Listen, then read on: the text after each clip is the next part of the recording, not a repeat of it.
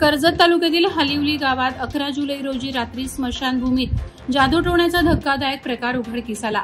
काळी बाहुली, टोचलेले लिंबू आणि नकली पैशांचा वापर करत अंधश्रद्धा पसरवणारे 6 जण आढळले। सतर्क नागरिकांनी दोघांना पकडून चोप दिला तर चौघे पळून गेले। पकडलेल्यांपैकी एक जण स्थानिक राजेंद्र शिंदे असून दुसरा सुधागडमधील रहिवासी आहे। पोलिसांनी जादूटोण्याची सामग्री जप्त केली असून तपास सुरू आहे। या प्रकारामुळे अंधश्रद्धेविरोधात कठोर कारवाईची मागणी ग्रामस्थांकडून होत आहे। अंधश्रद्धा निर्मूलन विभाग याबाबत काय दखल घेणार याकडे सर्वांचं लक्ष लागलं आहे। रोह्यातील वैभवनगरमध्ये रविवारी संध्याकाळी अज्ञात चोरट्यांनी शेख हाऊस या घरात घुसून 3,25,000 रुपयांचा ऐवज लंपास केला। चोरीत सोन्याचा नेकलेस, 2 मंगळसूत्र आणि इतर मौल्यवान वस्तू चोरल्या गेल्या।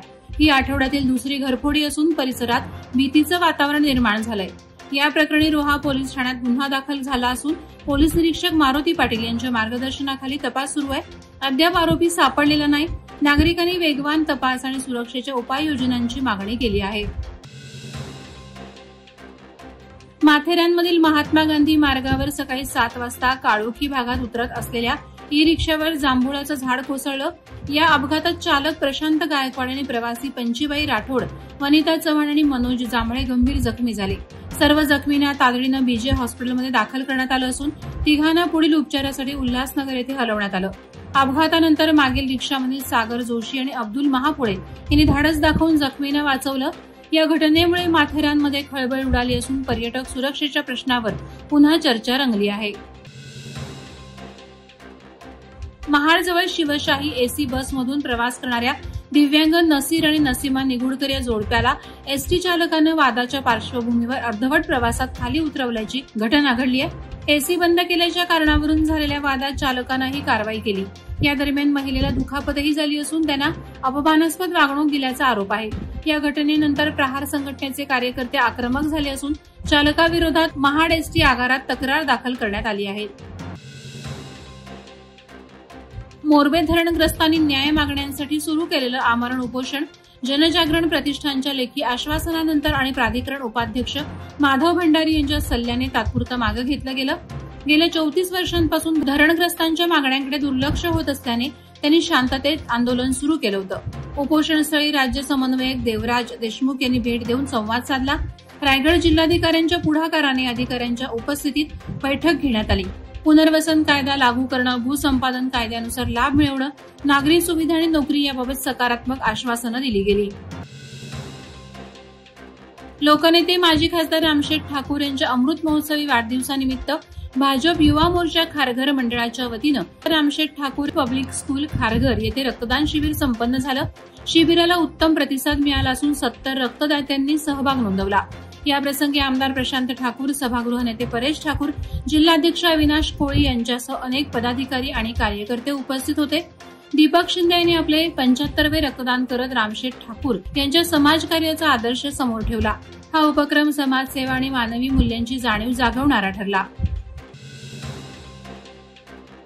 दिघोडे खोपटा या महत्वाच्या रस्त्यांच्या खड्ड्यांमुळे नागरिक आणि वाहन चालक हैराण झाले असताना शिवसेनेच्या तालुका प्रमुख संतोष ठाकूर यांनी सार्वजनिक बांधकाम विभागाला आंदोलनाचा इशारा दिला होता।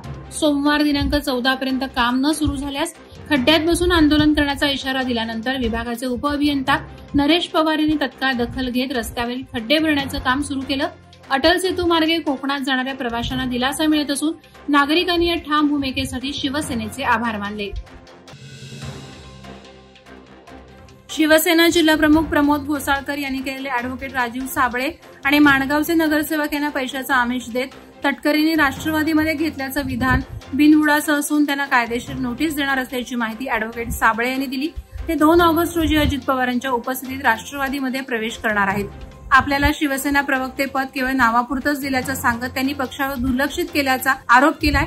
एकनाथ शिंदे यांच्यावर आम्ही नाराज नाही, परंतु खासदार तटकरेंच्या माध्यमातून विकास कामं मार्गी लागतील असा विश्वास त्यांनी व्यक्त केला।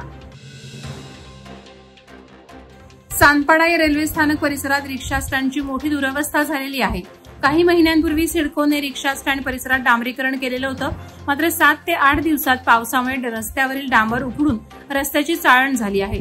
रिक्षा स्टँड परिसरात मोठ्या प्रमाणात पाणी तुंबले, त्यामुळे या ठिकाणी रेल्वेने प्रवास करणाऱ्या रहिवाशांचे मोठे हाल होत आहेत। त्यामुळे कॉन्ट्रॅक्टर यांनी केलेल्या निकृष्ट दर्जाच्या कामाविषयी प्रवाशांकडून संताप व्यक्त केला जात आहे। मनसेच्या माध्यमातून रिक्षा स्टँडच्या दुरवस्थेसंदर्भात लवकरच सिडकोकडून पाठपुरावा करण्यात येणार आहे। जनार्दन भगत शिक्षण प्रसारक संस्थेच्या Changukana Thakur arts, commerce and science college new Panvel येथे गुणवंत विद्यार्थी सत्कार समारंभ संपन्न झाला। स्वर्गीय चांगुकाना ठाकूर यांच्या पुण्यस्मरण दिनानिमित्त आयोजित या सोहळ्यात पदवी, पदव्युत्तर आणि पीएचडी प्राप्त विद्यार्थ्यांचा सत्कार करण्यात आला। कार्यक्रमाचे अध्यक्षस्थान संस्थेचे चेअरमन लोकनेते रामशेठ ठाकूर यांनी भूषवलं। प्रमुख पाहुणे म्हणून मुंबई विद्यापीठाचे कुलसचिव डॉ. प्रसाद कारंडे, आमदार प्रशांत ठाकूर आणि इतर मान्यवर उपस्थित होते। प्राचार्य डॉ. SK पाटील यांनी स्वागत आणि महाविद्यालयाच्या यशाची माहिती दिली। वावंढळ चौक येथे ओमसाई मल्टी स्पेशालिस्ट हॉस्पिटल आणि ग्रामपंचायत वावंढळ यांच्या संयुक्त विद्यमाने मोफत आरोग्य शिबिर आयोजित करण्यात आलं, ज्याचा अनेक गरजूंनी लाभ घेतला। शिबिरात विविध आजारांची तपासणी करून मोफत औषधं वाटप करण्यात आली।